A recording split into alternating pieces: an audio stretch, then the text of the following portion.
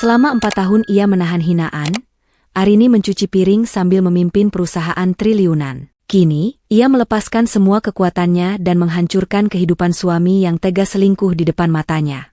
Sebelum kita mulai lebih jauh, coba tulis di kolom komentar, sahabat teras berkisah mendengarkan dari kota mana saja ya? Udara subuh di Duren Sawit ini selalu terasa dingin. Jauh lebih dingin daripada udara di ketinggian lantai 35 Menara Gemilang, kantor pusat perusahaan properti dan teknologi global yang aku dirikan. Jendela kamar kami yang sederhana, tempat aku berbaring sekarang, hanya dilapisi gorden tipis warna coklat muda yang sudah agak kusam. Ia tak pernah bisa menahan dingin dan juga tak pernah berhasil menghalangi hiruk-pikuk suara motor yang mulai merayap di jalanan depan komplek. Aku menarik napas panjang, mencoba memilah antara aroma kopi instan yang mulai menyeruak dari dapur dengan bau apek bantal yang sudah 4 tahun ini menemaniku. 4 tahun. Sungguh waktu yang lama untuk sebuah sandiwara yang aku ciptakan sendiri.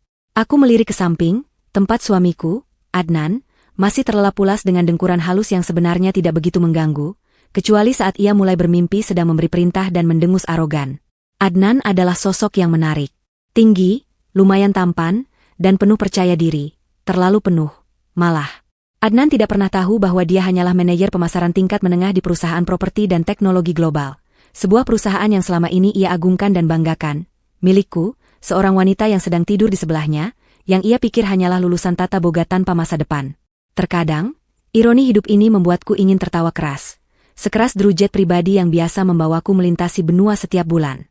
Bayangkan, aku adalah Arini, kepala eksekutif tunggal di Teras Gemilang Group, sebuah konglomerasi yang mencakup properti mewah di 3 benua, puluhan aplikasi teknologi, dan ribuan karyawan.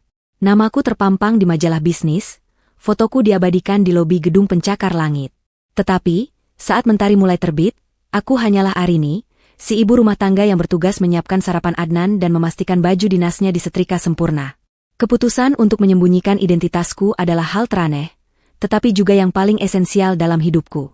Awalnya, ini bermula dari kelelahan. Setelah bertahun-tahun hidup dalam sorotan, di antara angka-angka miliaran dan tekanan pasar saham, aku hanya ingin tahu satu hal, bagaimana rasanya dicintai tanpa embel-embel nama besar. Aku bertemu Adnan saat sedang melakukan penyamaran kecil untuk riset pasar di sebuah pameran properti. Dia mendekatiku, bukan karena dia tahu aku siapa, tetapi karena penampilanku, sederhana, memakai blus murahan dan rok di bawah lutut. Menurutnya, cocok dijadikan istri yang penurut. Sungguh menggelikan, tapi saat itu, aku justru merasa tertarik. Aku ingin menguji batas kemanusiaannya. Aku ingin tahu, jika aku tidak membawa uang, kekuasaan, dan nama besar, apakah Adnan akan tetap melihatku dan menghargaiku sebagai manusia, sebagai pasangannya? Jadi, Arini, sang CEO, menyimpan rapat-rapat paspor, kartu nama, dan rekening banknya. Aku hanya membawa KTP, buku nikah, dan kemampuan memasak yang lumayan, hal-hal yang membuatku tampak seperti wanita biasa. Aku bahkan menciptakan kisah latar belakang palsu yang agak menyedihkan. Seorang yatim piatu yang merintis karir koki kecil-kecilan. Awalnya, aku berpikir sandiwara ini hanya akan bertahan 6 bulan. Sekarang, sudah 4 tahun. 4 tahun aku menjadi target penghinaan halus dan kasar. 4 tahun aku mendengarkan Adnan membual tentang pekerjaannya yang sangat penting di perusahaanku sendiri. Alarm ponsel Adnan berbunyi nyaring, menginterupsi lamunanku dengan lagu dangdut koplo yang entah mengapa selalu ia pasang sebagai nada dering. Adnan menggeliat, tangannya refleks mencari ponsel, sebelum ia mematikannya dengan gerakan malas. "RI, sudah jam berapa? Kamu kok belum bangun? Nanti sarapan telat, aku bisa telat rapat," gerutunya tanpa membuka mata. Aku beranjak dari tempat tidur, menarik selimut yang melilit kakiku. "Aku sudah bangun dari tadi, Nan. Kopi sudah siap," jawabku tenang, meski di dalam hati, aku bertanya-tanya rapat apa yang bisa membuat manajer pemasaran levelnya harus bertindak seolah-olah dia sedang menyelamatkan dunia. Aku menuju kamar mandi, menatap pantulan diriku di cermin yang berembun, seorang wanita dengan daster rumahan dan rambut dicepol asal-asalan. Penampilanku sangat kontras dengan sosokku yang asli. Di kantor, aku mengenakan jas keluaran desainer Italia yang harganya bisa membeli seluruh komplek perumahan ini, rambutku ditata rapi, dan wajahku dipulas riasan sempurna oleh juru rias pribadi. Kini, tidak ada kosmetik mahal, hanya pelembab biasa, dan senyum kecil yang selalu aku siapkan untuk menyembunyikan badai di balik mata. 15 menit kemudian, aku sudah berada di dapur, mulai memotong tempe dan menyiapkan nasi hangat. Aku memang pandai memasak, itu salah satu hal yang kusembunyikan dari publik. Momen di dapur ini adalah salah satu caraku menenangkan pikiran. Bau harum masakan yang sederhana ini, ironisnya, terasa lebih nyata daripada aroma karpet kantor seharga jutaan rupiah per meternya. Tiba-tiba, suara pintu diketuk kencang, disusul derap langkah yang khas, seperti sepatu hak yang menapak di lantai keramik tanpa ampun. Itu pasti ibu mertua.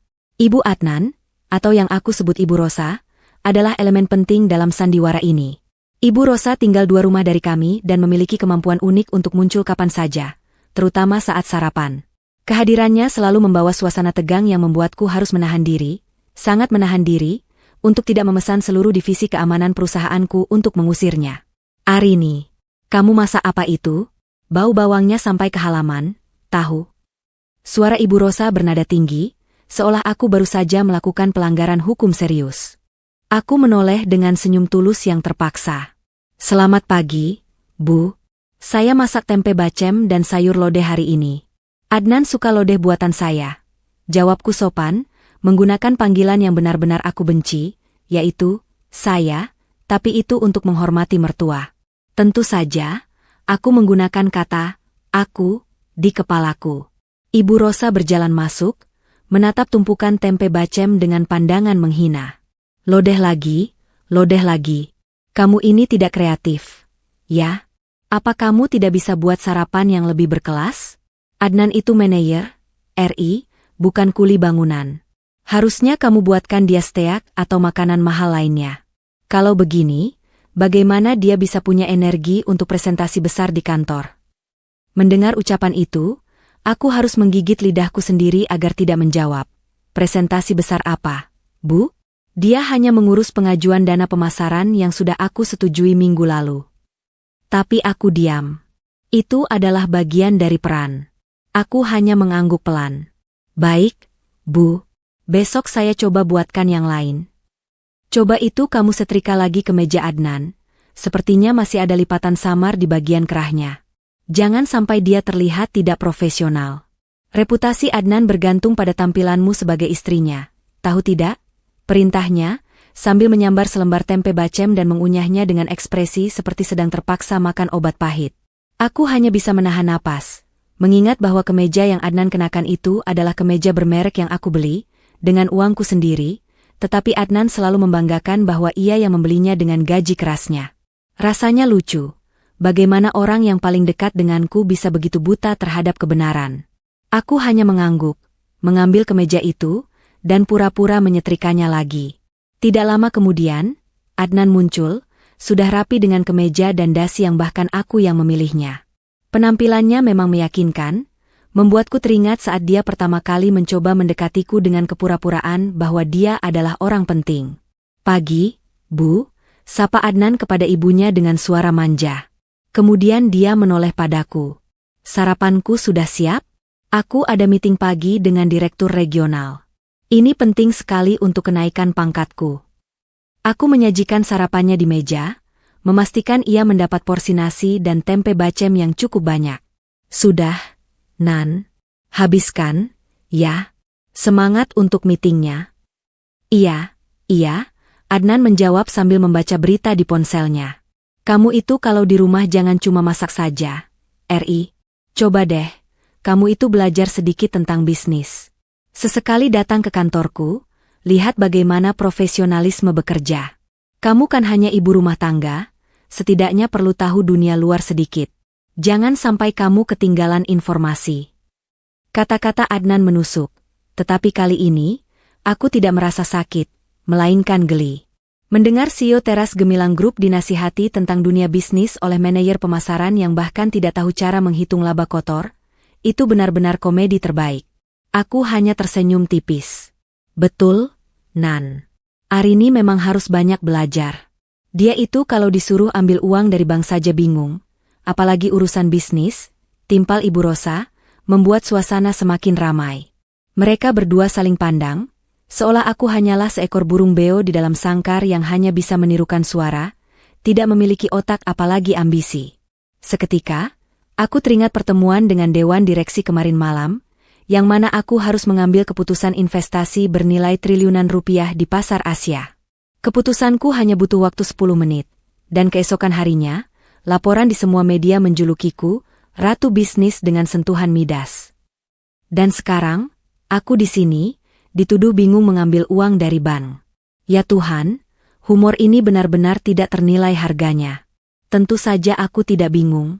Aku hanya punya ribuan orang di bawah perintahku yang tugasnya memang mengambil uang dari bank, menginvestasikannya, dan menggandakannya untukku. Tapi, aku memilih untuk menikmati peran ini. Aku memandang Adnan, seolah terkesima. Wah, hebat ya, Nan. Aku pasti akan sering-sering mendengarkan ceritamu tentang kantor, kataku, dengan intonasi yang sedikit dibuat kagum, yang sukses membuat Adnan menyeringai bangga. Tentu saja. Nanti aku akan carikan beberapa dokumen bekas yang sudah tidak terpakai.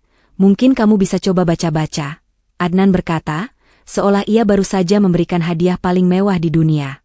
Ibu Rosa mengangguk setuju, matanya penuh kepuasan. Setelah Adnan berpamitan dengan ciuman singkat di keningku, ia segera melesat pergi dengan mobil sedan yang, lagi-lagi, ia banggakan sebagai hasil jerih payahnya. Padahal itu adalah mobil dinas perusahaan yang aku izinkan ia pakai. Begitu pintu depan tertutup, aku mendapati diriku berdiri di tengah ruang tamu yang terasa lebih sunyi, hanya ditemani Ibu Rosa yang kini sibuk mengomentari debu di sudut lemari pajangan. Lihat, RI. Adnan itu pekerja keras. Dia pasti akan jadi direktur tidak lama lagi. Kalau dia sudah jadi direktur, kita akan pindah dari komplek kumuh ini. Kamu harusnya bersyukur. Dia masih mau menikahimu yang tidak punya latar belakang apa-apa, ucap Ibu Rosa, tanpa jeda. Aku mengambil sapu, membersihkan sudut yang ia tunjuk dengan gerakan santai. Iya, Bu. Saya beruntung punya Adnan. Balasku datar, sambil berpikir, untung atau sial, ya? 4 tahun adalah waktu yang cukup lama untuk memutuskan apakah sebuah keputusan adalah berkah atau bencana. Tiba-tiba, ponsel pintarku bergetar, ponsel yang aku sembunyikan di balik tas belanja yang tergantung di dapur. Ponsel ini bukan ponsel yang aku gunakan sehari-hari di rumah. Ini adalah ponsel kerjaku. Ponsel yang hanya digunakan untuk komunikasi super rahasia dan darurat, yang terhubung langsung ke jaringan aman teras gemilang. Aku permisi sebentar ke kamar mandi, mengunci pintu, dan melihat layarnya. Tertulis nama, Herman, kepalaku eksekutif dan orang kepercayaan mutlakku. Aku menjawab panggilan itu, suaraku langsung berubah, dari intonasi lembut Arini si ibu rumah tangga menjadi suara tegas Arini si CEO. Ya, Herman. Bagaimana hasilnya? Selamat pagi, Bu Arini. Maaf mengganggu jam istirahat Anda. Herman terdengar panik. Aku baru saja mendapat laporan, Bu. Divisi pemasaran, tepatnya tim Adnan, membuat kesalahan fatal. Mereka menyetujui kontrak promosi dengan sebuah agensi yang ternyata terafiliasi dengan perusahaan kompetitor kita. Kami berhasil membatalkan transfer dana, tetapi kerugian reputasi lumayan besar. Darahku serasa mendidih, tetapi hanya sekejap, karena profesionalismu segera mengambil alih. Jadi, inilah presentasi besar yang dibanggakan Adnan. Bukan hanya gagal, tetapi juga hampir menyebabkan bencana. Dan dia bahkan tidak tahu bahaya apa yang baru saja dia timbulkan. Blokir akses manajer dan seluruh timnya ke semua data sensitif, Herman. Katakan saja itu maintenance sistem mendadak. Perintahku singkat, mataku menatap pantulan diriku di cermin. Kini, yang kulihat bukanlah wanita berwajah polos dengan daster murahan, tetapi seorang pemimpin dengan aura dingin. Baik, Bu. Lalu, Adnan bagaimana? Apa kita? Tidak. Biarkan sandiwara ini berlanjut sedikit lagi. Aku akan menyelesaikan ini dari sini. Aku akan segera mengirim email instruksi tentang penanganan media. Jangan ada yang tahu aku yang mengurus ini. Dan, Herman, suaraku mendadak lebih rendah, pastikan dia tidak menyentuh dokumen apapun lagi. Awasi gerak-geriknya. Siap laksanakan, Bu Arini. Panggilan terputus. Aku memasukkan kembali ponselku, menarik napas dalam-dalam, dan membasuh wajahku. Selesai sudah episode krisis pagi ini. Saat aku membuka pintu kamar mandi, Ibu Rosa sudah berdiri di depanku, tatapannya penuh selidik. Lama sekali di kamar mandi. Kamu sedang apa? Jangan-jangan kamu sedang telepon pria lain. Ya, tuduhnya tanpa dasar, membuatku ingin memutar bola mata. Tidak, Bu. Saya hanya sakit perut sedikit. Jawabku, kembali ke persona ibu rumah tangga yang lembut. Aku bahkan menambahkan sedikit ringisan di wajahku agar terlihat meyakinkan. Ini adalah bagian yang paling sulit dari sandiwara ini, menahan diri untuk tidak menghajarnya dengan fakta bahwa aku baru saja menyelamatkan perusahaanku dari kehancuran yang disebabkan oleh putranya sendiri. Aku berjalan kembali ke dapur, mencuci piring sisa sarapan Adnan, sambil memikirkan betapa rapuhnya dunia yang Adnan dan ibunya yakini. Mereka berpikir mereka memegang kendali atas hidupku, mengira mereka adalah bangsawan dan aku adalah pelayan. Mereka tidak menyadari bahwa satu keputusanku, satu ketikan jari di ponsel rahasia itu, bisa membuat seluruh hidup mewah palsu mereka lenyap dalam sekejap. Ini adalah permainan catur yang aku mainkan sendiri. Aku membiarkan mereka merasa menang, membiarkan mereka terus-menerus meremehkanku. Itu seperti memberikan izin kepada seorang anak kecil untuk bermain dengan mainan mahal yang bahkan tidak ia ketahui cara menggunakannya. Tapi aku tahu, sandiwara ini harus segera berakhir. Kesalahan Adnan di kantor pagi ini adalah sinyal pertama. Dia tidak hanya menghinaku, tetapi dia juga membahayakan kekaisaranku. Aku menatap pantulan diriku di jendela dapur, senyumku perlahan menghilang, digantikan oleh tatapan tajam dan dingin. Cukup. 4 tahun adalah lebih dari cukup untuk sebuah penelitian sosial. Bukan cinta yang kutemukan, tetapi kerakusan, keangkuhan, dan pengkhianatan yang bersembunyi di balik senyum suamiku. Aku memutuskan, saat piring terakhir diletakkan di rak, bahwa babak terakhir dari sandiwara ini akan menjadi babak paling dramatis. Dan aku, Arini, akan menjadi sutradara tunggalnya. Aku akan membiarkan mereka menarikku hingga ke dasar jurang yang mereka gali, hanya untuk kemudian berdiri tegak di atas kepala mereka, sebagai ratu sejati yang mereka remehkan. Setelah insiden hampir bencana di kantor teras gemilang pagi itu, sandiwara yang aku mainkan bukannya mereda, justru semakin memanas dan tak terkendali. Kesalahan fatal yang dibuat Adnan dan tim pemasarannya, yang berhasil aku redam dalam waktu 15 menit dari balik pintu kamar mandi dengan satu panggilan telepon, tidak lantas membuatnya sadar diri. Sebaliknya, Adnan pulang kerja sore itu dengan kepala membusung, mengklaim bahwa kemampuan negosiasinya yang ajaib telah menyelamatkan perusahaan dari kerugian reputasi. Aku hanya mendengarkan sambil menyiapkan sup iga, dan di dalam hati, aku memberikan gelar aktor terbaik kategori kepolosan untuk suamiku itu. 4 tahun. 4 tahun adalah waktu yang lama untuk berpura-pura tidak mengerti cara kerja dunia, apalagi dunia yang sepenuhnya adalah ciptaanku. Selama itu, rumah kecil di Duren Sawit ini menjadi panggung utamaku. Rumah ini, yang Adnan selalu sebut sebagai hasil kerja keras dan cicilan kreditnya yang luar biasa berat, sebenarnya adalah salah satu aset properti teras gemilang yang dibeli tunai, bahkan tanpa perlu melirik suku bunga bank. Setiap kali Adnan membanggakan investasinya di depan Ibu Rosa atau tetangga, aku harus menahan diri untuk tidak mengeluarkan kalkulator dan menghitung berapa banyak jet pribadi yang bisa aku beli hanya dengan uang jajan mingguan yang dia berikan. Coba lihat ini. Perhatikan cara aku menandatangani dokumen ini, ujar Adnan suatu malam. Ia duduk di sofa ruang tamu sambil meniru gaya manajer di film-film. Dia sedang menandatangani laporan bulanan penjualan yang sama sekali tidak penting, yang sudah pasti akan diverifikasi ulang oleh bawahan langsungku keesokan harinya. Adnan memutar pena mahal yang aku belikan untuk ulang tahunnya, matanya menyipit penuh konsentrasi yang dibuat-buat, sebelum membubuhkan tanda tangan yang menurutku mirip cacing kepanasan.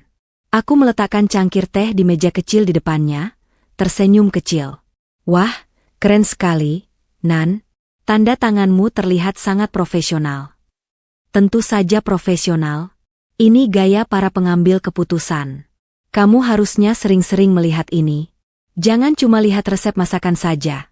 Balasnya, nadanya terdengar seperti seorang guru yang sedang memberi wejangan kepada murid TK.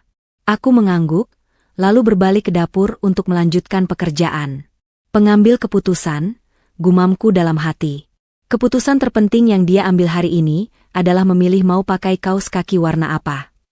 Inilah humor sehari-hari yang membuatku tetap waras, membiarkan Adnan hidup dalam ilusi kepentingannya. Ritual harian paling berat, yang selalu berhasil menguras emosi dan kesabaranku, adalah sesi audit mendadak oleh Ibu Rosa.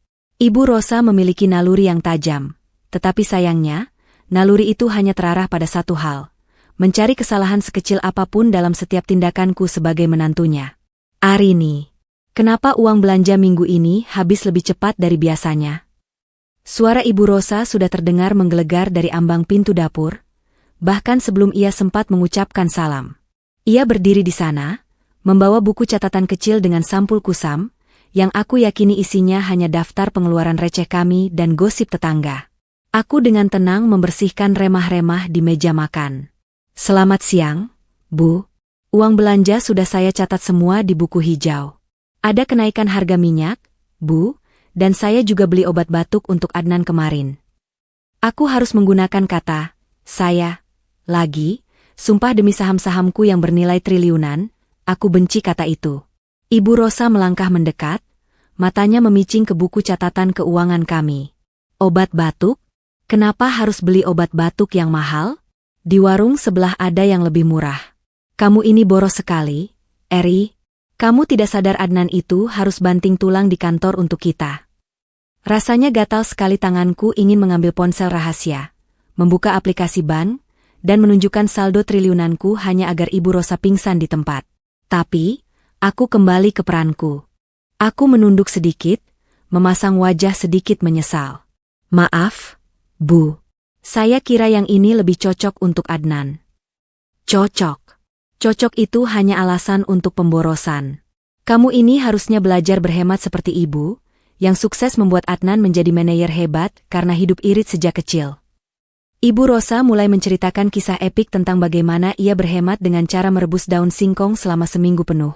Sebuah kisah yang sudah aku dengar setidaknya 52 kali. Aku menyimak, mengangguk di waktu yang tepat, sambil di dalam hati merancang ide proyek real estate di Bali. Lalu muncullah puncak humor gelapku, uang saku Arini. Setiap awal bulan, Adnan akan menyerahkan sejumlah uang tunai, jumlahnya sangat kecil dibandingkan gaji manajer teras gemilang, dan mengumumkannya seperti seorang raja yang memberikan sedekah kepada rakyat jelata. Ini, RI. Uang saku untuk kebutuhan pribadimu bulan ini. Jangan dihabiskan untuk beli hal-hal tidak penting, ya. Kalau mau beli kosmetik, beli saja bedak padat biasa. Tidak usah yang bermerek aneh-aneh. Wajahmu itu sudah lumayan cantik, kok, tidak perlu banyak perbaikan, kata Adnan, menyerahkan 2 lembar uang ratusan ribu. Saat itu, aku sedang duduk di meja makan, baru saja menyelesaikan rapat daring dengan tim pemasaran di London, pukul 2 pagi waktu Indonesia, tentang peluncuran kampanye produk baru. Aku menyembunyikan laptop tipisku di bawah tumpukan taplak meja, dan berpura-pura sedang membaca majalah usang. Aku mengambil uang itu dengan kedua tangan. Terima kasih banyak, Nan. Aku akan menggunakannya dengan bijak, kataku, wajahku memancarkan rasa terima kasih yang mendalam. Bagus. Tunjukkan kalau kamu itu istri yang bisa diandalkan, bukan cuma beban, tutupnya, sebelum kembali sibuk dengan permainan di ponselnya. Aku menyelinap ke kamar, membuka laci rahasia, dan meletakkan uang 200.000 rupiah itu di samping buku tabunganku yang lain. Buku tabungan yang isinya adalah rekening rahasia yang saldonya cukup untuk membeli seluruh kecamatan tempat kami tinggal, termasuk rumah Ibu Rosa. Humor jenis ini adalah vitamin C harian untuk jiwaku yang lelah. Tapi, bukan hanya masalah uang yang mereka permasalahkan. Penghinaan itu merayap ke segala aspek, termasuk ambisiku. Adnan dan Ibu Rosa secara konsisten mencoba memadamkan setiap percikan kecerdasanku, meyakini bahwa wanita yang baik haruslah bodoh dalam urusan dunia. Suatu sore, aku mencoba membaca laporan keuangan yang sengaja Adnan buang ke tempat sampah, hanya untuk melihat seberapa jauh kecerobohannya. Laporan itu penuh dengan kesalahan perhitungan dasar. Saat aku sedang melingkari angka-angka yang salah dengan bolpoin merah, Ibu Rosa muncul. Kamu sedang apa, RI? Membaca sampah? Tanyanya, suaranya dipenuhi nada jijik. Ini, Bu. Saya hanya melihat-lihat laporan kantor Adnan. Lumayan, daripada tidak ada kegiatan, jelasku, sambil buru-buru menutup laporan itu. Halah, percuma saja kamu baca itu. Otakmu itu cuma cocoknya untuk urusan dapur. Kamu mau pura-pura pintar seperti direktur-direktur di sana? Ingat, kamu itu lulusan tata boga. Jangan mimpi terlalu tinggi. Istri yang baik itu yang pandai memanjakan suami, bukan yang sok-sokan urusan bisnis. Nanti Adnan terintimidasi. Loh, ancamnya. Sok-sokan urusan bisnis?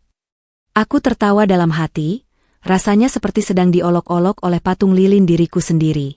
Padahal, sore itu, aku baru saja menyelesaikan negosiasi dengan pemerintah kota untuk proyek pembangunan kota pintar di sebelah timur Jakarta. Negosiasi yang berhasil, terima kasih banyak.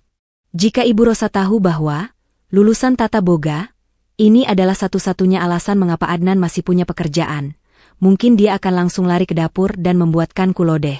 Saat malam tiba, ketika Adnan terlelap, barulah Arini yang asli bangkit.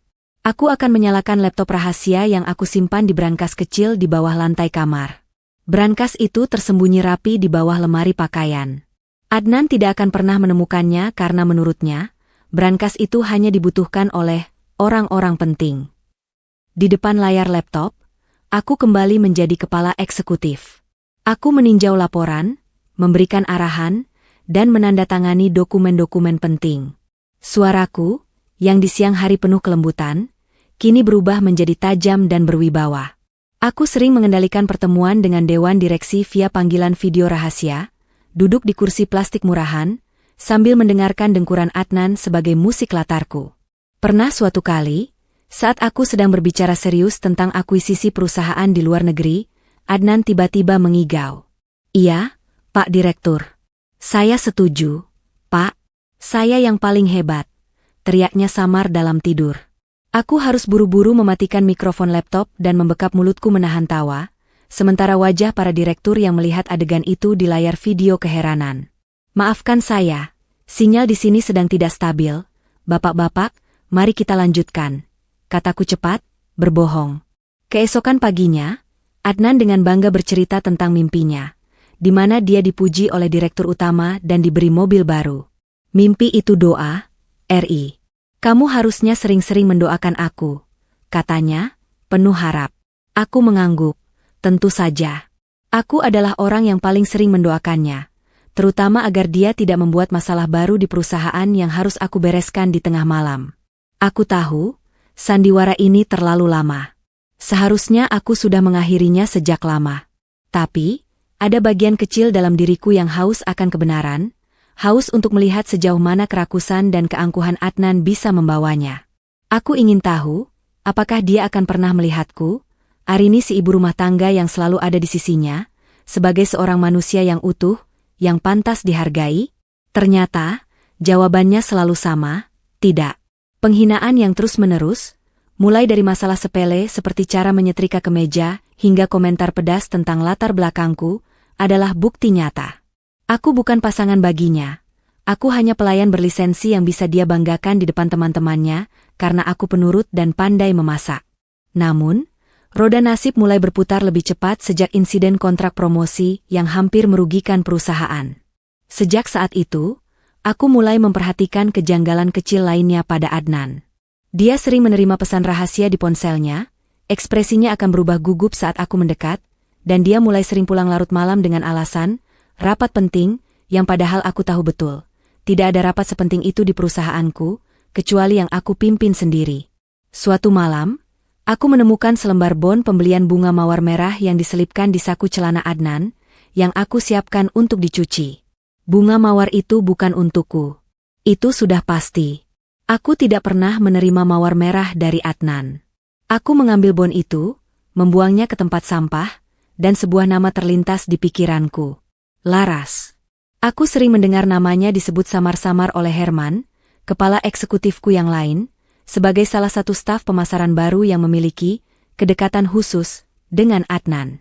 Laras, wanita yang akan segera menjadi titik balik dari sandiwara 4 tahunku. Aku tersenyum tipis. Rasa cemburu?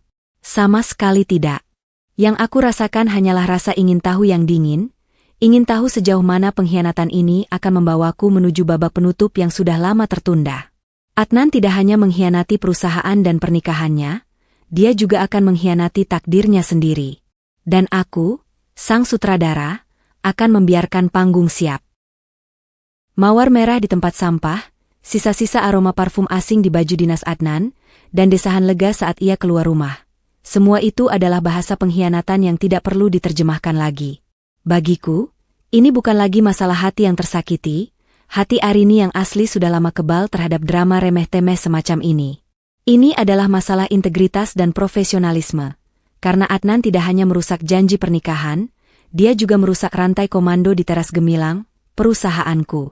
Aku mulai mengumpulkan bukti, bukan dengan cara istri yang diam-diam menggeledah ponsel suami, tetapi dengan cara seorang CEO yang melakukan audit internal paling ketat. Aku hanya perlu mengirim satu pesan kepada Herman, siapkan semua data pribadi, laporan kinerja, dan jejak komunikasi Adnan dan Laras dalam 3 tahun terakhir. Dalam format terperinci, dikirimkan melalui saluran aman. Herman, seorang pria parubaya yang tenang dan setia, sudah tahu apa yang harus ia lakukan tanpa banyak pertanyaan. Ia adalah dinding besiku di tengah badai yang diciptakan oleh badut-badut di rumah. Laras. Namanya, yang kini sering berputar di benak Adnan, terasa begitu hampa di telingaku. Setelah menerima laporan dari Herman, aku tahu bahwa Laras adalah seorang staf pemasaran yang baru bekerja selama 8 bulan. Herman melampirkan fotonya, seorang wanita muda, cukup menarik, dengan mata penuh ambisi dan senyum yang terlalu lebar. Senyum yang seolah berteriak, aku pantas mendapatkan yang lebih baik daripada ini.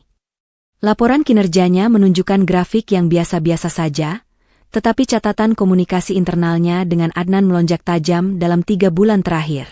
Jelas, ini bukan lagi sekadar hubungan kerja. Lihat, RI. Aku sekarang sangat sibuk. Rapatku padat sekali.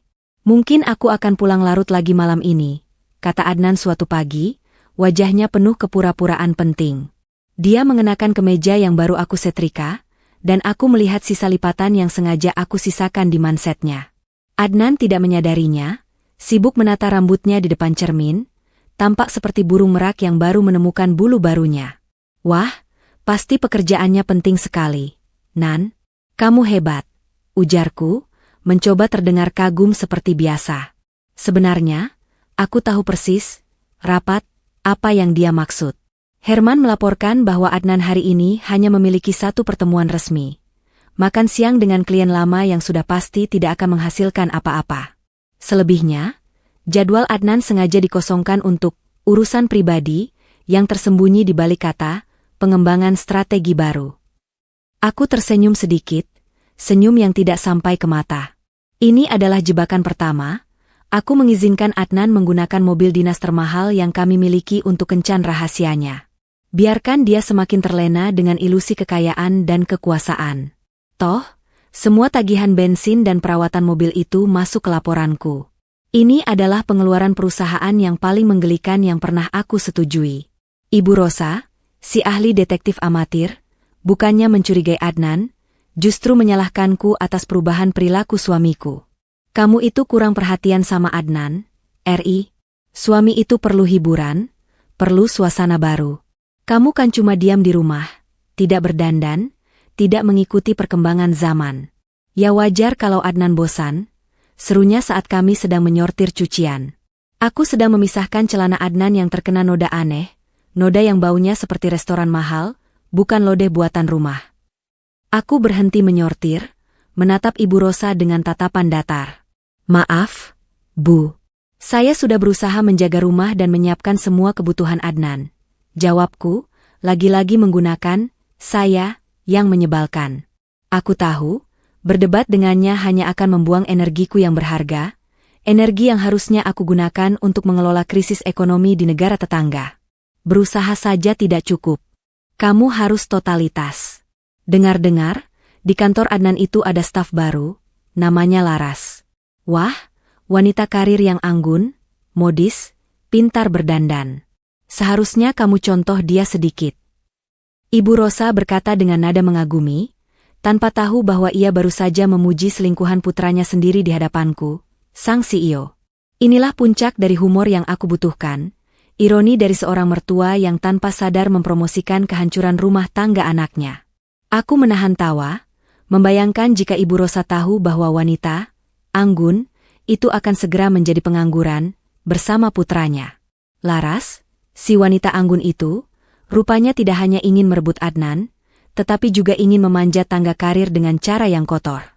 Dalam laporan komunikasi internal, Aku menemukan bukti bahwa Laras mulai meminta Adnan untuk membocorkan daftar harga rahasia untuk klien besar. Adnan, yang mabuk kepayang dan mabuk kekuasaan palsu, dengan bodohnya menyetujui. "Arini, aku butuh kamu menyalin dokumen ini," kata Adnan suatu malam, menyerahkan selembar kertas yang ia sebut sangat rahasia dari kantor. Wajahnya tegang, bertingkah seolah ia sedang menyerahkan rencana nuklir. Padahal, itu hanyalah dokumen lama tentang tata letak gudang penyimpanan logistik yang bahkan tidak lagi kami gunakan. Aku pura-pura gugup. "Kenapa harus aku yang menyalin? Nan, ini kan dokumen kantormu, nanti kalau ketahuan, aku bisa dituduh melanggar aturan, loh. Makanya, jangan sampai ketahuan. Kamu ini kan ibu rumah tangga, tidak ada yang curiga kamu pegang dokumen penting. Salin saja persis seperti ini. Untuk urusan kantor, kamu harusnya mendukungku, bukan malah menakutiku," desaknya. Saat Adnan pergi mandi, aku tidak menyalin dokumen itu, tentu saja. Aku memotretnya dan mengirimkannya ke Herman. Aku kemudian memberikan instruksi rahasia, "Mulai hari ini, beri Adnan informasi palsu, yang tampak sensitif tetapi tidak akan merusak perusahaan, terutama yang berkaitan dengan proyek Gemilang Tower yang akan datang." Aku ingin melihat apakah Adnan akan menggunakan informasi itu untuk kepentingan Laras. Ini adalah tahap uji kepercayaan terakhir. Dan Adnan lulus dengan nilai terburuk.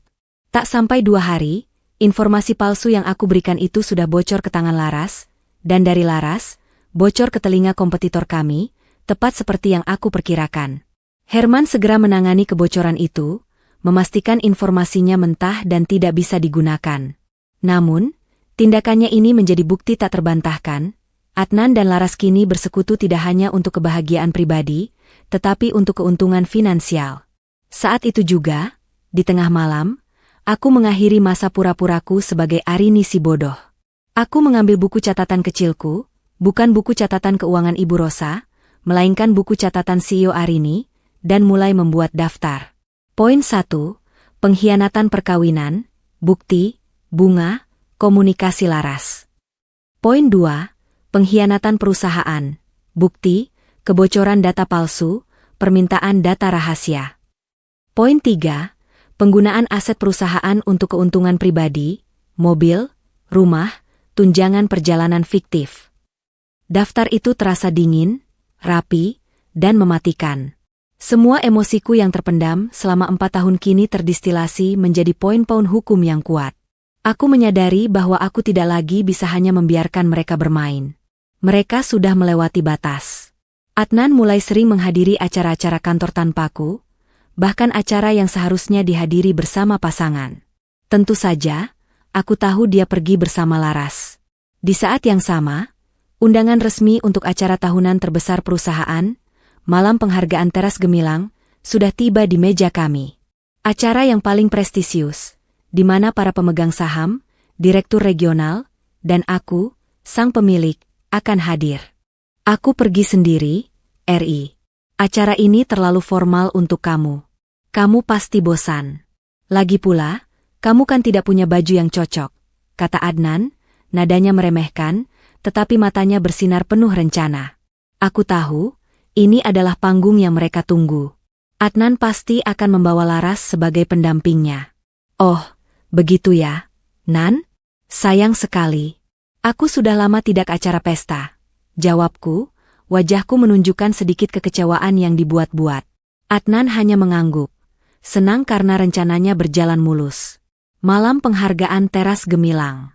Aku akan hadir. Tentu saja aku akan hadir. Aku adalah pemiliknya.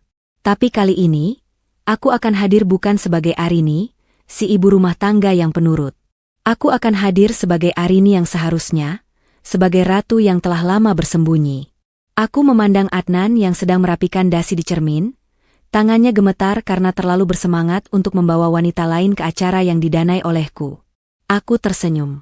Sandiwara ini akan segera mencapai klimaksnya. Dan aku sudah menyiapkan gaun termahalku. Aula utama di Hotel Bintang 5 yang menjadi lokasi Malam Penghargaan Teras Gemilang dipenuhi cahaya kristal mewah. Tetapi bagiku, tempat itu terasa seperti panggung sirkus yang remeh. Aku berdiri di sudut ruangan, dekat pilar besar, mengenakan gaun sederhana berwarna abu-abu kusam yang kubeli di pasar loak. Penampilanku benar-benar kontras dengan wanita-wanita lain yang memamerkan gaun sutra gemerlap, perhiasan berkilauan, dan aroma parfum mahal. Semua orang menganggapku tak lebih dari petugas catering yang tersesat, atau mungkin salah satu pengantar paket yang kebetulan lewat. Aku tidak membawa undangan, tetapi aku tidak membutuhkannya. Saat aku memasuki lobi, Herman, kepala eksekutif yang setia, sudah menyambutku dengan anggukan kecil yang nyaris tidak terlihat.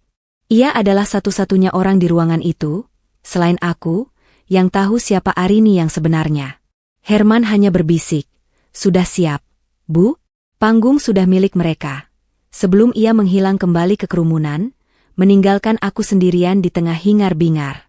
Di tengah aula, aku melihat mereka, Adnan dan Laras, pasangan palsu yang sedang menikmati ilusi kekuasaan. Adnan mengenakan jas mahal yang aku belikan, dasinya diikat sempurna, dan dia tertawa terbahak-bahak, menyalami beberapa kolega yang tidak penting.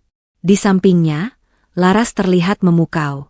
Ia mengenakan gaun merah menyala, rambutnya ditata mewah, dan ia bergelayut manja di lengan Adnan, berpose seperti nyonya besar teras gemilang. Sungguh lucu melihat Adnan. Dia berjalan dengan dada membusung, seolah seluruh kesuksesan perusahaan ini adalah berkat ide-ide briliannya.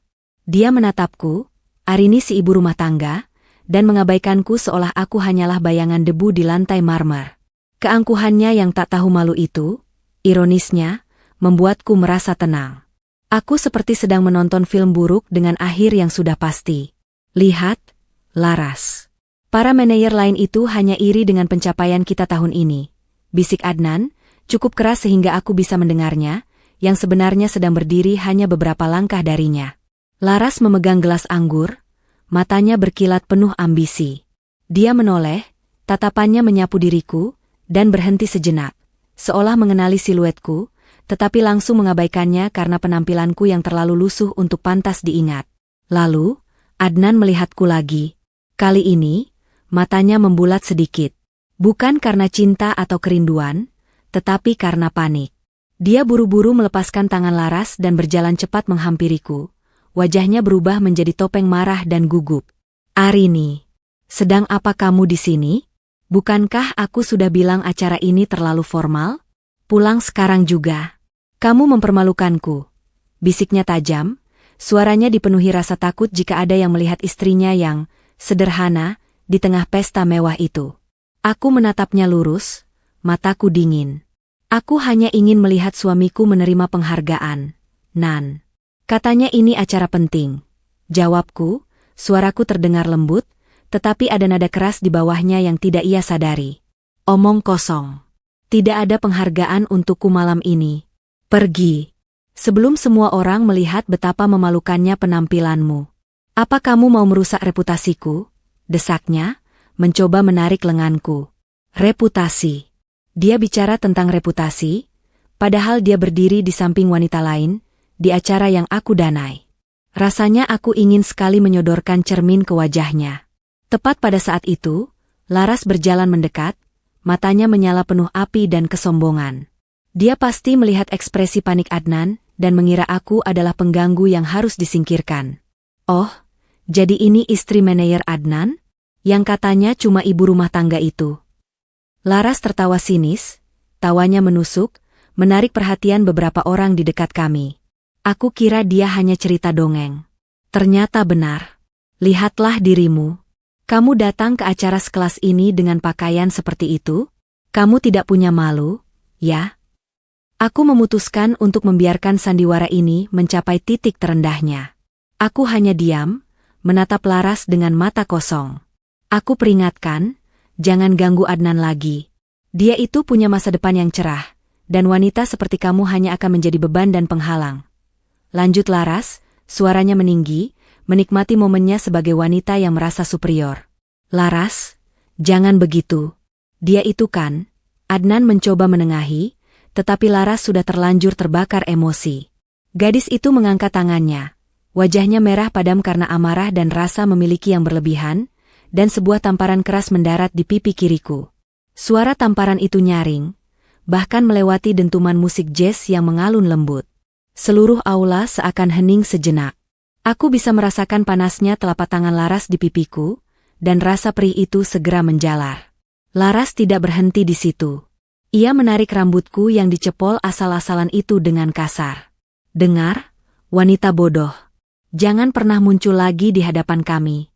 Kami akan segera menikah, dan kamu hanyalah masa lalu yang menyedihkan. Teriaknya, wajahnya hanya beberapa senti dari wajahku. Aku tersentak.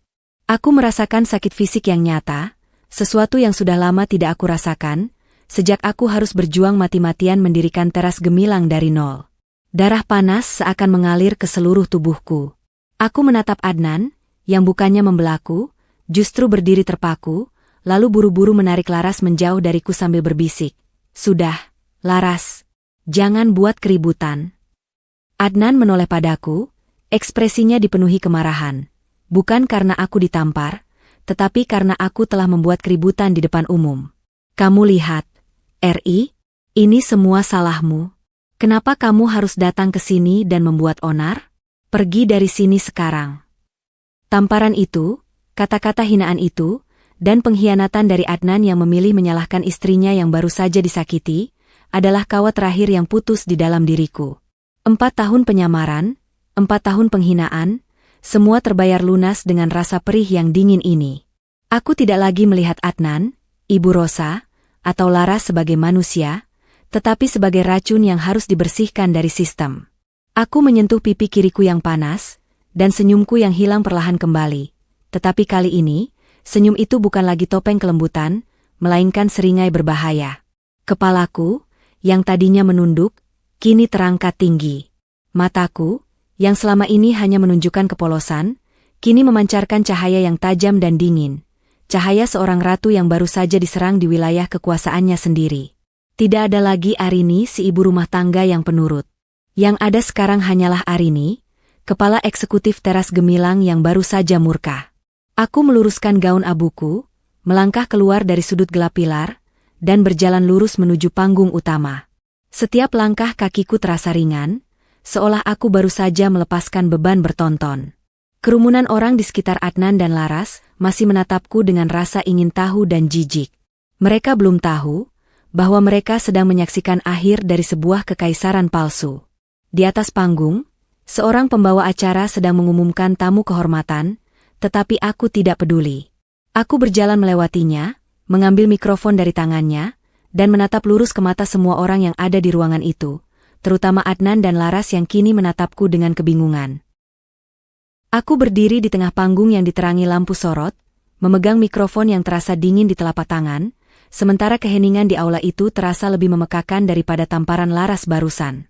Pembawa acara yang tadinya gugup kini hanya bisa terdiam di sampingku, menatapku dengan mata bingung.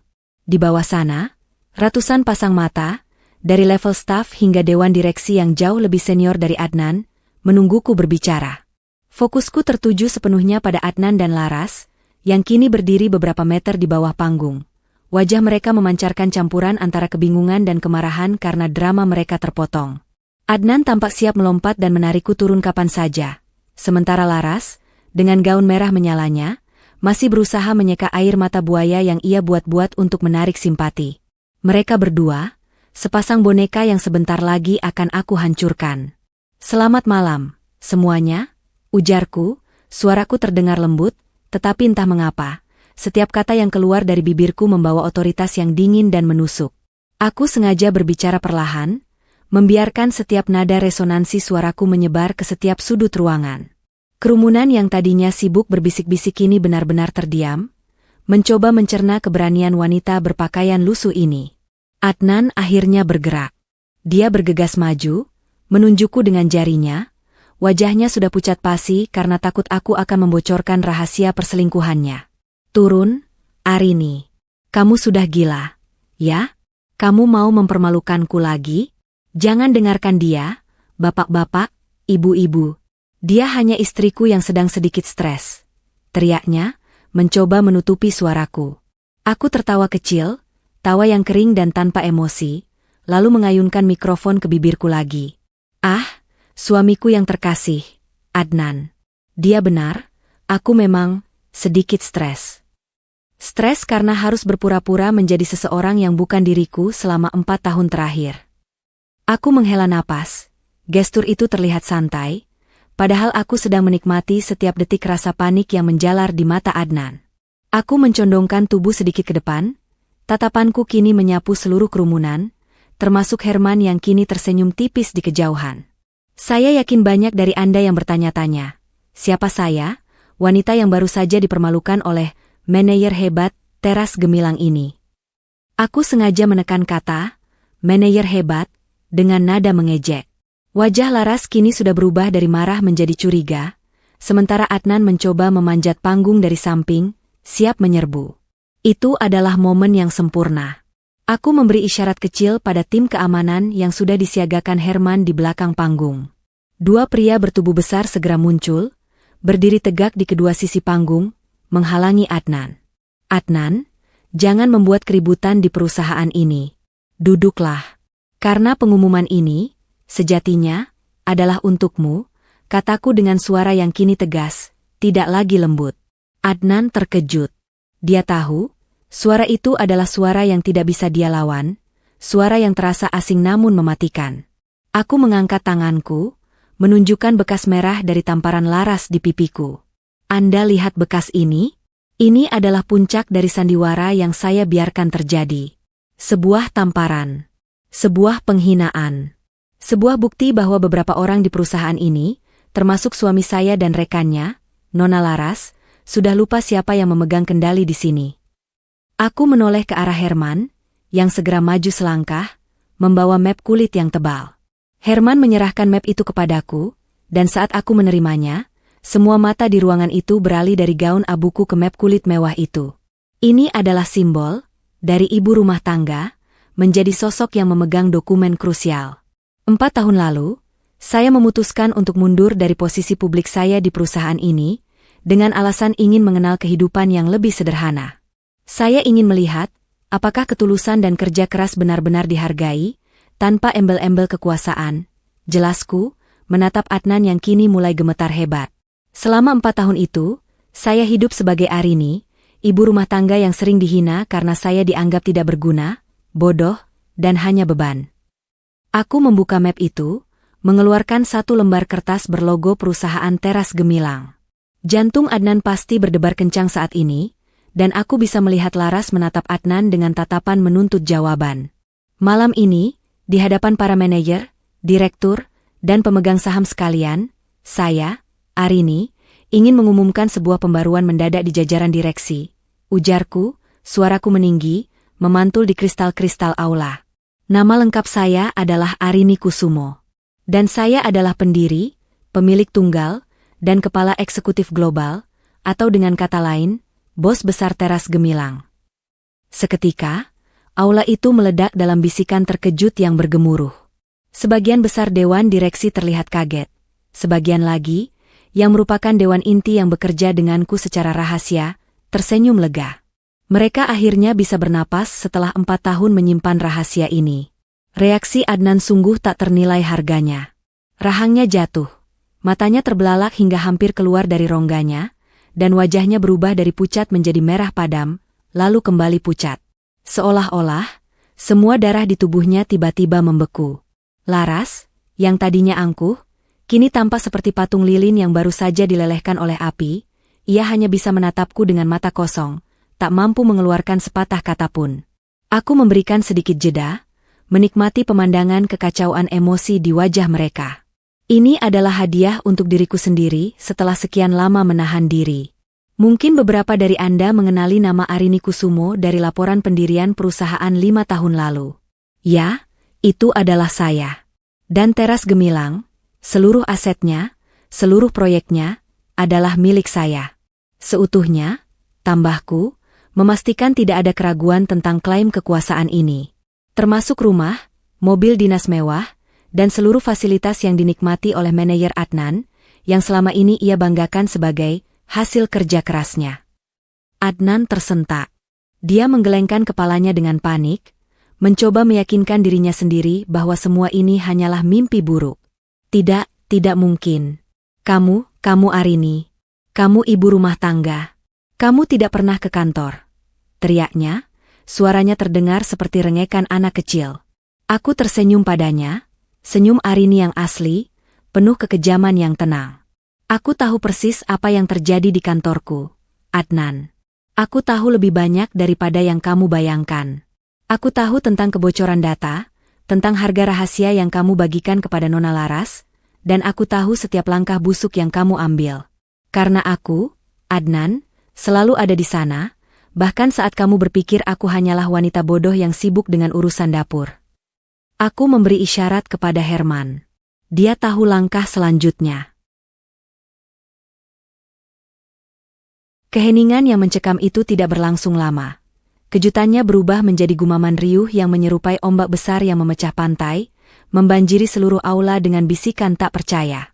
Adnan, suamiku, adalah yang pertama keluar dari keadaan beku. Wajahnya, yang semula seputih kertas, kini memerah karena amarah yang bercampur dengan rasa malu yang memalukan. Dia mulai berteriak, meronta, mencoba menerobos dua penjaga keamanan yang berdiri kokoh menghalangi jalannya. Tidak, ini bohong. Kamu gila, Arini. Kamu tidak mungkin pemiliknya. Kamu hanya ibu rumah tangga, kamu tidak punya uang sepeser pun. Raungnya, suaranya parau dan putus asa, sama sekali tidak mencerminkan seorang manajer yang berkelas. Jeritan Adnan itu, ironisnya, hanya mempertegas kebenaran. Dia kini sedang ditelanjangi di depan semua kolega yang selama ini ia coba pameri. Laras, di sisi lain, tampak seperti kehilangan semua warna dari gaun merah menyalanya.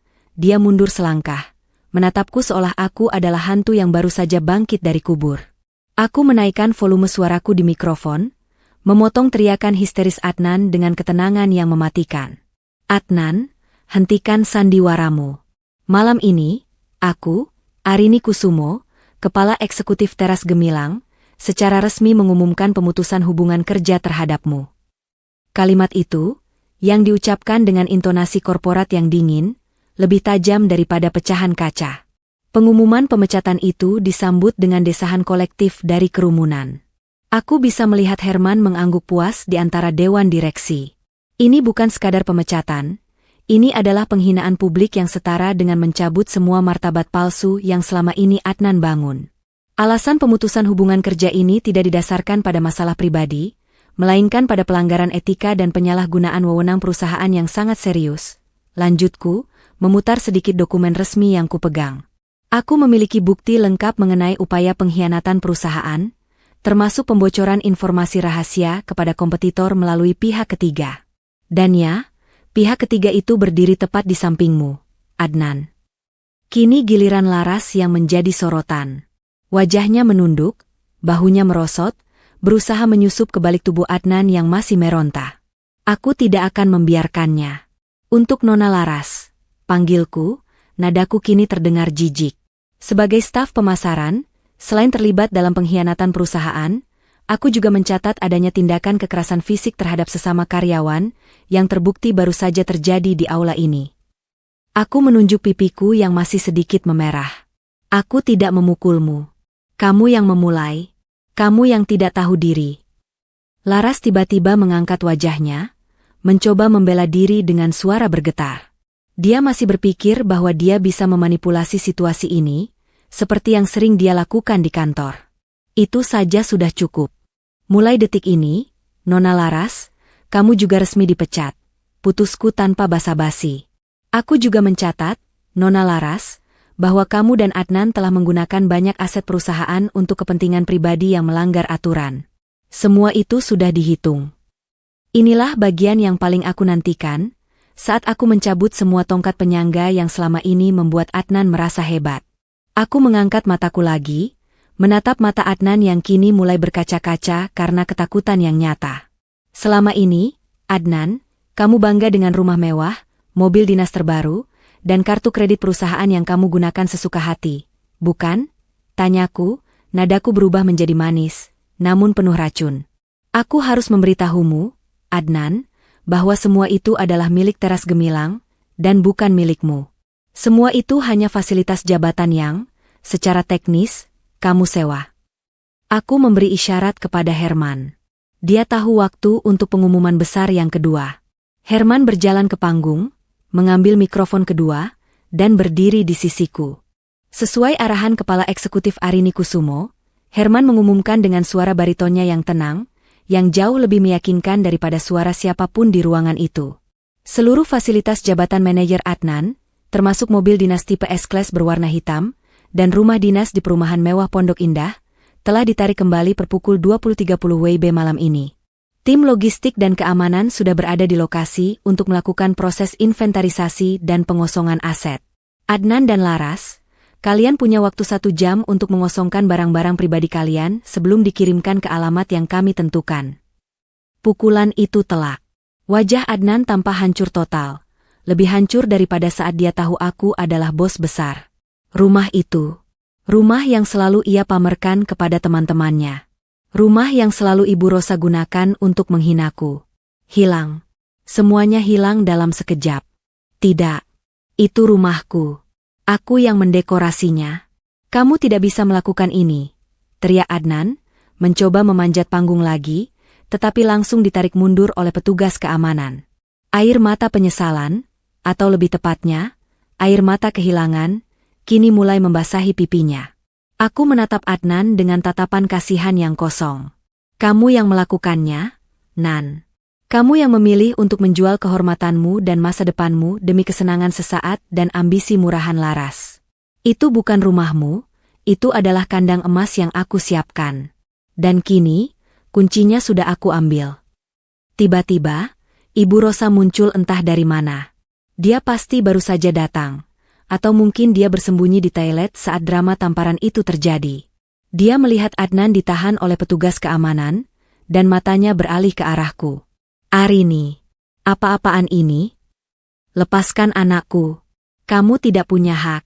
Kamu istri durhaka. Kamu pasti sudah merencanakan ini semua karena cemburu, kan? Ibu Rosa berteriak.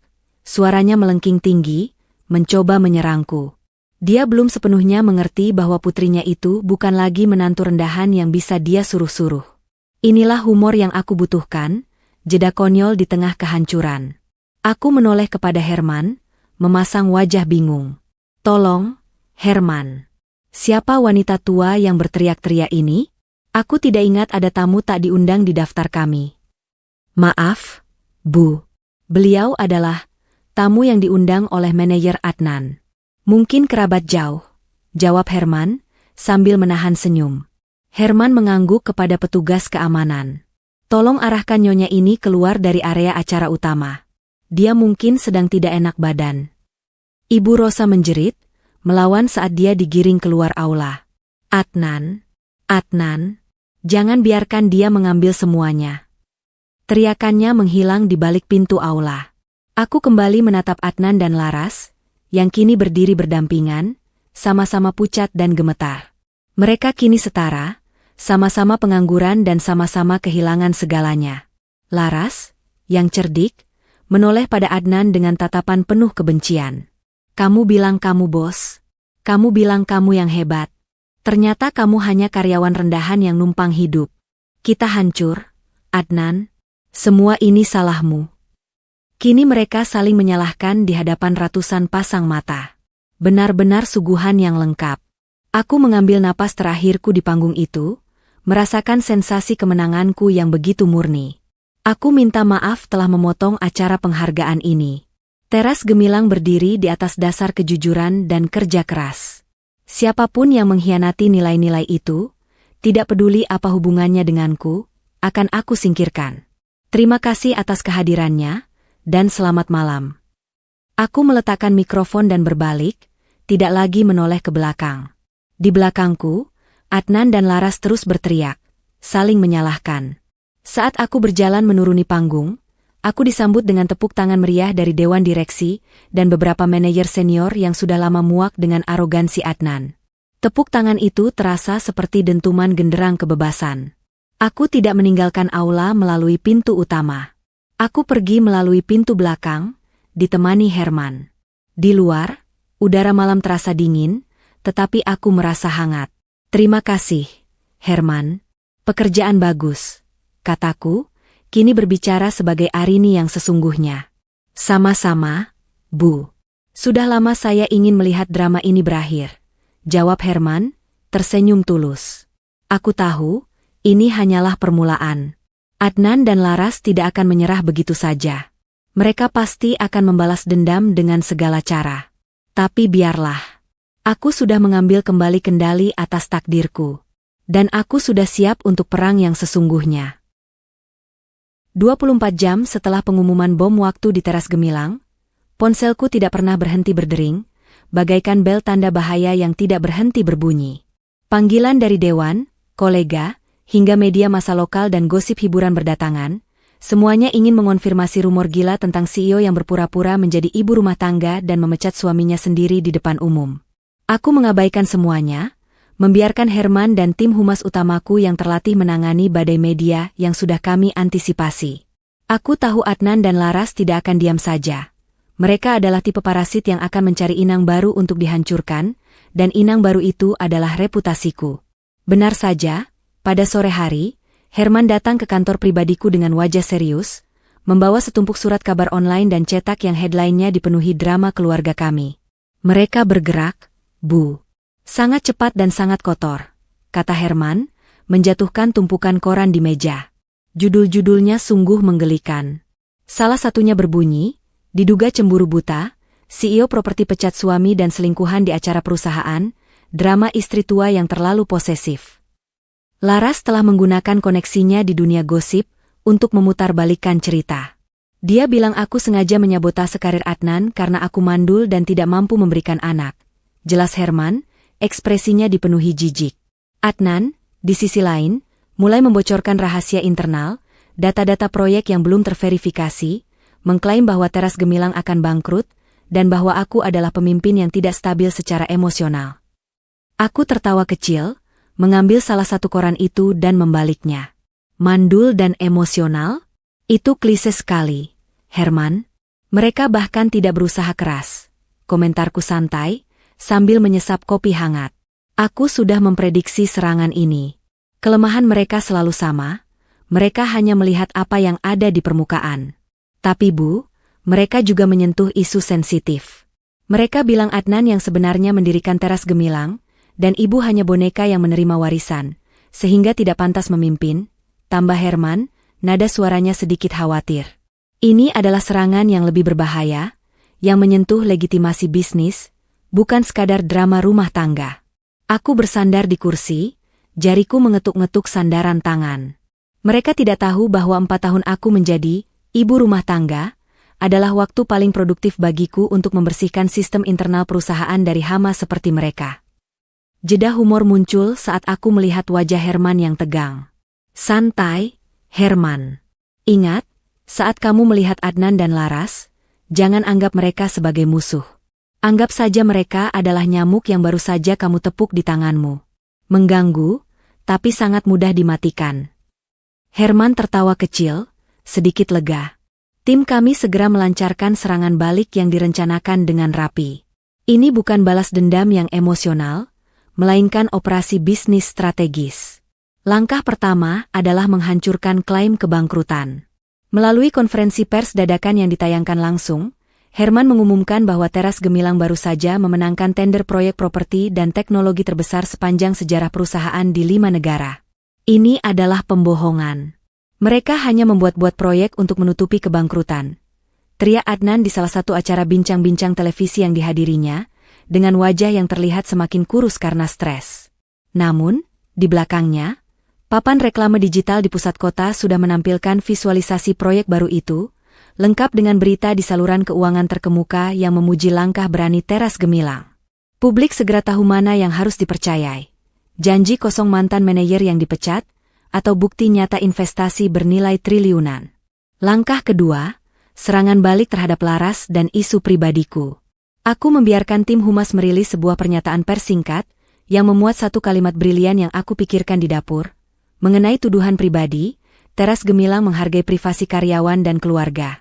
Tetapi kami berharap Nona Laras dapat segera menyelesaikan masalah hukum yang akan ia hadapi terkait pencemaran nama baik dan penggelapan dana kantor yang telah ia lakukan. Seketika, fokus media bergeser dari isu, mandul, dan cemburu, menjadi skandal penggelapan. Laras, yang merasa dirinya kini menjadi korban, kembali panik. Dia menghilang dari media, tidak berani lagi tampil karena takut ditanya mengenai panggilan dari kejaksaan yang sudah disiapkan Herman. Serangan balik Adnan yang paling parah adalah upayanya membocorkan data rahasia perusahaan kepada kompetitor, Tuan Jaya. Adnan berpikir, tanpa sadar bahwa ia sedang menjual dirinya sendiri, Tuan Jaya akan menggunakan data itu untuk menghancurkanku. Yang Adnan tidak tahu, Tuan Jaya adalah sahabat lamaku, orang yang dulu membantuku mendirikan teras gemilang saat aku masih seorang mahasiswa miskin tanpa modal.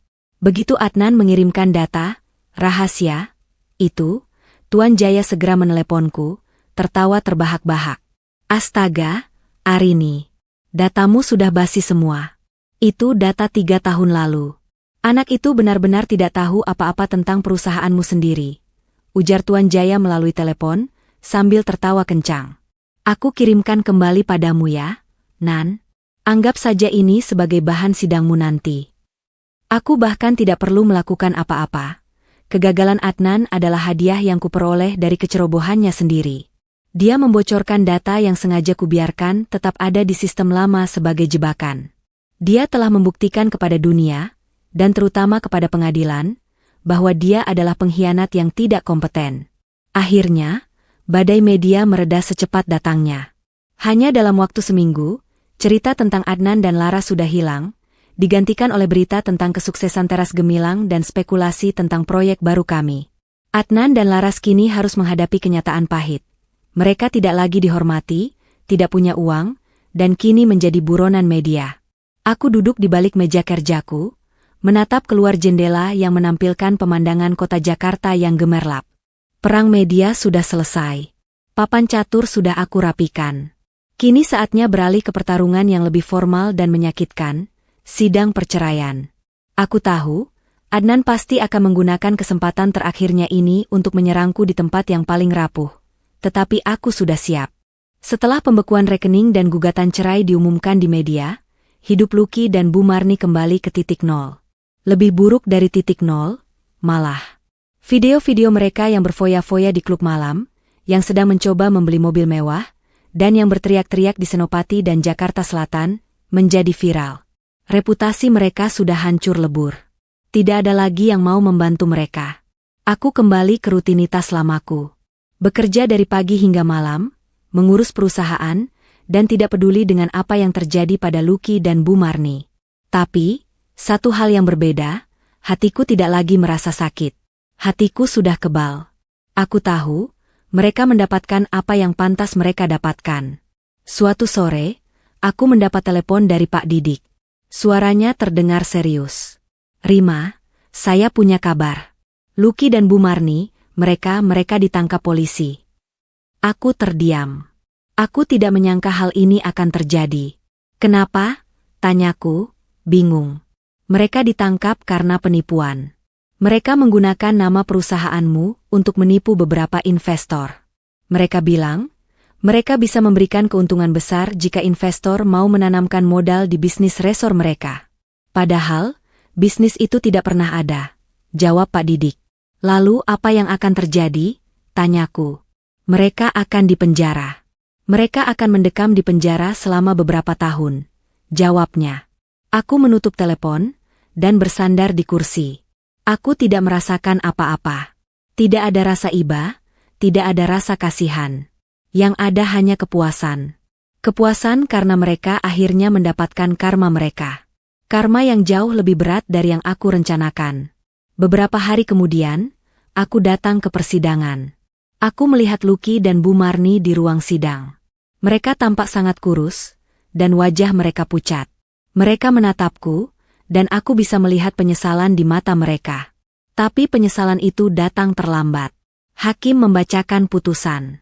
Lucky dan Bu Marni divonis hukuman penjara. Lucky divonis 5 tahun penjara, dan Bu Marni divonis 3 tahun penjara. Aku melihat mereka menangis, memohon ampunan. Tapi hakim tidak peduli. Aku juga tidak peduli. Aku berjalan keluar dari ruang sidang, dan aku melihat Aji. Ia tersenyum, dan ia memelukku. Kamu sudah menang, Rima. Kamu sudah menang, katanya. Aku tersenyum. Aku tidak tahu apakah ini kemenangan? Yang aku tahu, ini adalah akhir dari cerita.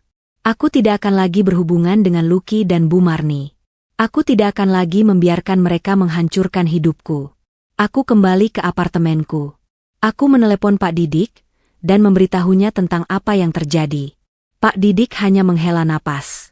Ini adalah akhir dari cerita, Rima. Kamu sudah bebas, katanya. Aku menutup telepon dan bersandar di kursi. Aku menatap keluar jendela, melihat pemandangan Jakarta yang indah. Aku tahu, banyak orang yang iri dengan kehidupanku. Tapi mereka tidak tahu betapa sulitnya hidupku. Mereka tidak tahu betapa banyak pengorbanan yang aku lakukan. Aku mengambil laptopku dan mulai bekerja. Aku punya banyak proyek yang harus diselesaikan. Proyek-proyek yang akan membuatku semakin kaya dan akan membuatku semakin bahagia. Pengacaranya, yang tadinya mencoba bersemangat, kini hanya bisa menggeleng-gelengkan kepala. Rencana jahatnya telah menjadi bumerang yang mematikan. Hakim mengetuk palu, raut wajahnya terlihat terkesan. Pengadilan mencatat pernyataan saksi. Pengadilan melihat adanya bukti jelas bahwa masa lalu Nyonya Arini Kusumo justru menjadi penjamin integritas dan keberhasilan Teras Gemilang. Sidang perceraian itu pun selesai. Aku memenangkan kasus itu dengan bersih, dan Adnan kini tidak memiliki satu pun celah untuk melawan. Dia tidak hanya kehilangan status suaminya, tetapi juga kehilangan harga diri, harta, dan harapan untuk membalas dendam. Pertarungan selanjutnya sudah jelas.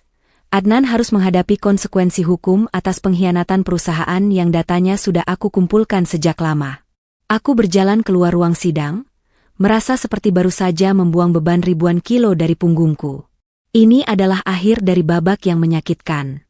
Tinta di atas putusan cerai belum sempat mengering, tetapi proses hukum terhadap pengkhianatan perusahaan yang dilakukan Adnan sudah berjalan jauh lebih cepat dan mematikan.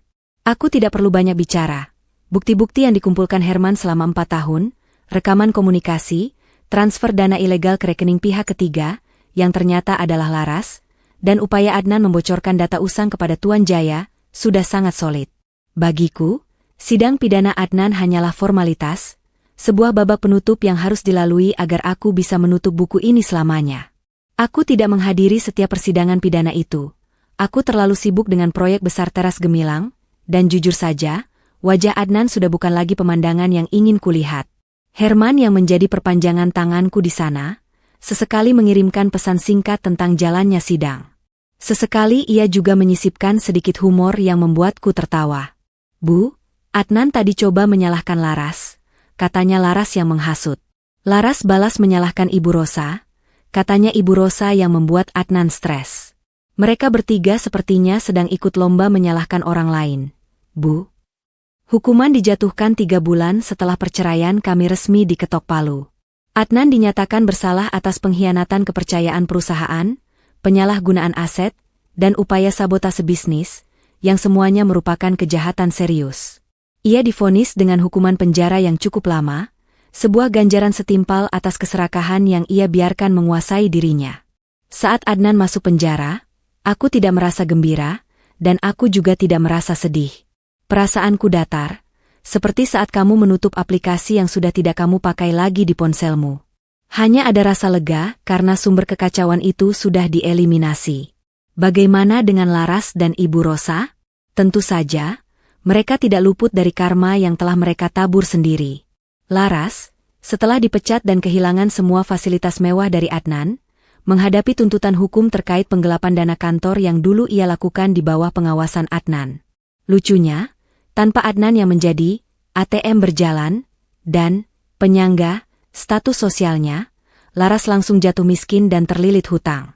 Aku mendengar kabar bahwa ia harus menjual semua tas bermerek dan pakaian mahalnya. Terdengar menyedihkan, tetapi itu adalah nasib yang ia pilih saat menampar seorang CEO. Ibu Rosa mengalami nasib yang, entah kenapa, terasa lebih tragis dan sekaligus penuh ironi. Tanpa rumah mewah Adnan, yang ternyata rumah dinas, dan tanpa uang bulanan darinya, Ibu Rosa terpaksa kembali ke rumah lamanya yang sederhana di pinggiran kota. Yang membuatku tersenyum kecil adalah rumah lamanya itu kini dikelilingi oleh perumahan baru yang dikembangkan oleh Teras Gemilang. Jadi, Ibu Rosa sekarang tetanggaan sama proyek baru kita. Herman? Tanyaku suatu sore, menahan tawa saat melihat laporannya. Herman, yang selalu tahu cara menyampaikan kabar buruk dengan sentuhan jenaka, menjawab, "Iya, Bu."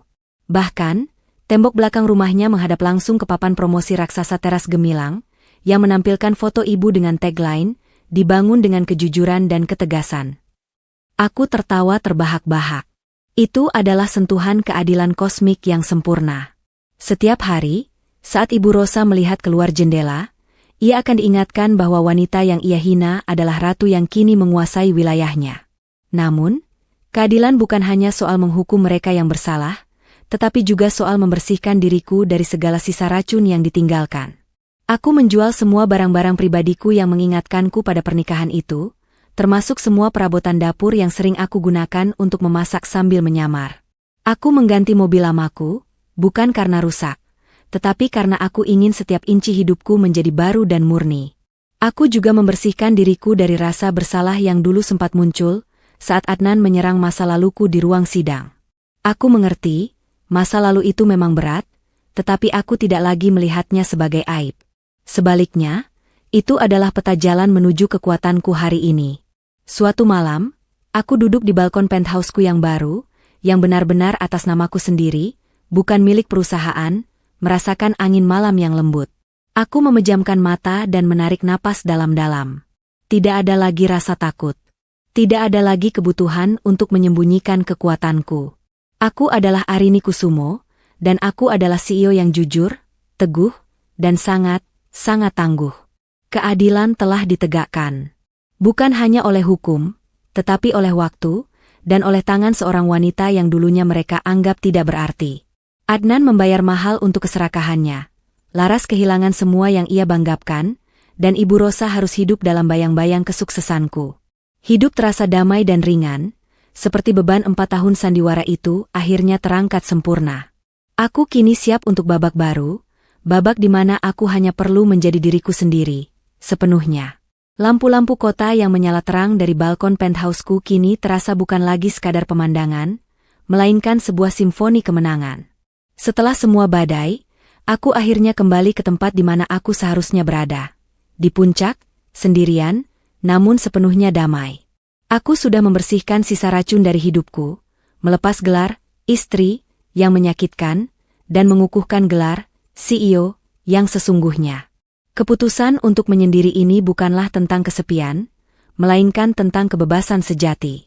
Aku tidak perlu lagi berpura-pura, tidak perlu lagi mengkhawatirkan bagaimana cara menyembunyikan rapat penting dari suami yang sedang asyik bermain game, dan yang paling penting, tidak ada lagi rasa bersalah karena membiarkan diriku direndahkan. Pekerjaanku di teras gemilang berkembang pesat, tanpa hambatan dari Adnan yang picik. Proyek-proyek baru berjalan mulus, dan aku menikmati setiap detik dalam rapat yang produktif. Herman, si kepala humas sekaligus partner jenaka dalam drama ini, sesekali akan melontarkan lelucon ringan saat kami membahas Adnan. "Bu, saya dengar Adnan sekarang di penjara jadi kepala seksi kebersihan," bisik Herman sambil menahan tawa dalam rapat dewan. Mungkin dia akhirnya menemukan pekerjaan yang benar-benar cocok, membersihkan kekacauan, yang mana gagal dia lakukan di teras gemilang. Jeda humor yang singkat namun menghibur ini selalu menjadi pengingat lucu tentang sejauh mana kami telah melangkah. Sementara hidupku semakin bersih dan damai, aku tak pernah lagi mendengar kabar langsung dari Adnan, Laras, atau Ibu Rosa, tetapi kabar angin selalu menemukan jalannya. Adnan, di balik jeruji besi, dikabarkan sering melamun dan menyesal. Dia kehilangan segalanya, karir yang sebenarnya ia cintai, uang, status sosial, dan yang paling membuatnya terpukul, ia kehilangan kendali atas takdirnya sendiri karena kesombongan. Penyesalan itu datang terlambat, saat ia menyadari bahwa semua yang pernah ia hina, istri yang ia anggap bodoh, adalah satu-satunya orang yang memegang kunci kekayaannya. Laras, yang dulu begitu angkuh dengan tas-tas mahal, kini hidup dari pekerjaan serabutan, terus mencoba menghindari panggilan pengadilan terkait kasus penggelapan. Kehidupan glamornya yang palsu runtuh, meninggalkan utang dan reputasi yang hancur. Dia belajar dengan cara yang paling keras. Keserakahan tidak akan pernah bisa membeli martabat. Dan Ibu Rosa?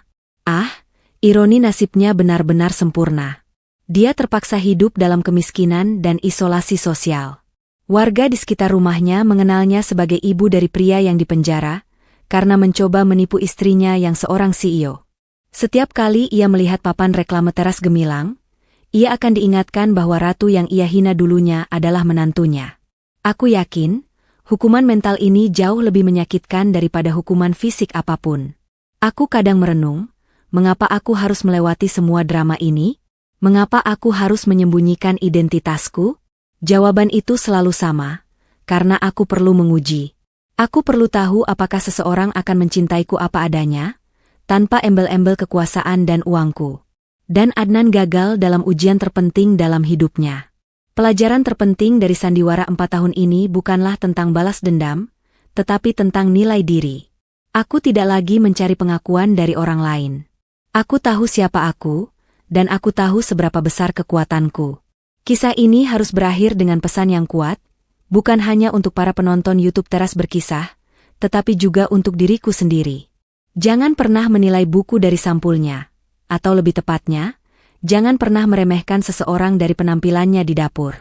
Wanita yang kamu anggap rendah, yang kamu suruh mencuci piring, atau yang kamu hina karena pakaiannya yang sederhana, mungkin saja adalah ratu yang memegang kendali atas takdirmu. Aku berdiri, berjalan menuju jendela kaca besar di pentusku, dan tersenyum lebar. Masa depan terbentang luas, bersih, dan sepenuhnya menjadi milikku. Kisahku dengan Adnan hanyalah sebuah babak dramatis yang harus kututup. Sekarang, aku siap untuk babak baru, yang jauh lebih baik, yang akan kubangun atas dasar kejujuran dan martabat yang telah kumenangkan kembali.